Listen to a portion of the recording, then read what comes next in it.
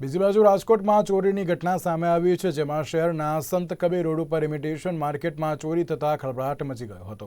Imitation માર્કેટમાં ₹9 લાખની ચોરી થતાં હાહાકાર મચી જવા પામ્યો હતો। ત્યારે કોમ્પ્લેક્સમાં આવેલી 4 દુકાનોમાં બુકાનીધારી ટોળકી હાથફેરો કરીને ફરાર થઈ ગઈ હતી। ત્યારે મધ્યરાત્રે 3 જેટલા બુકાનીધારીઓ અગાસી પરથી આવ્યા હોવાની પ્રાથમિક વિગતો સામે આવી હતી। ત્યારે સંત કબીર રોડ ઉપર આવેલી ડેનિશા સેલ્સમાંથી 6 થી 7 લાખની ચોરી તેમજ મિત્તલ ઇમિટેશન તથા ગણપત ઇમિટેશનમાંથી પણ ચોરી થઈ છે।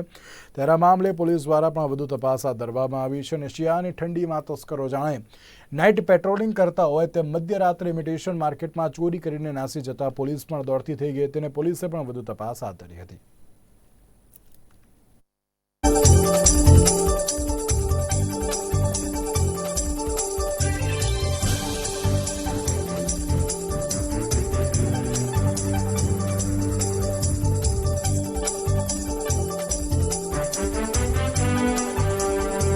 રાત્રિના બી ડિવિઝન પોલીસ સ્ટેશન વિસ્તારના સંત કબીર રોડના ઇમિટેશન બજારના 3 ઓફિસોમાં ચોરી થયાનો મામલો સામે આવેલો છે, જેમાં ડેનિશા સેલ્સમાં વિપુલભાઈ મુળજીભાઈ તળપદાની છે, એમાં 7 લાખ રૂપિયાની ચોરી, શીતલ જ્વેલર્સમાં 1.5 લાખ રૂપિયાની ચોરી અને ગણપતિ સેલ્સમાં 1 લાખ રૂપિયાની ચોરી થઈ હોવાનું સામે આવ્યું છે। આ બધી જે ઓફિસો છે એ ઇન્ડિવિડ્યુઅલ લિફ્ટવાળી છે, રાત્રિના બંધ થઈ જતી હોય છે એટલે નીચેથી આવવાની શક્યતા નથી, પરંતુ બાજુમાં એક સાઇટ બની રહેલ છે અને એમાં વિન્ડો નાખેલ નથી, તો ત્યાંથી પ્રવેશીને આવ્યા હોય તેવી પૂરી શક્યતા છે। 2 થી 3 હોવાની શક્યતા છે, પરંતુ અમે હ્યુમન સોર્સ ટેકનિકલ સોર્સથી ગુનો શોધી કાઢી મુદ્દામાલ રિકવર કરી અને જેમ બને તેમ જલ્દી ગુનાનો ઉકેલ લાવવા પ્રયત્ન કરી રહેલ છીએ।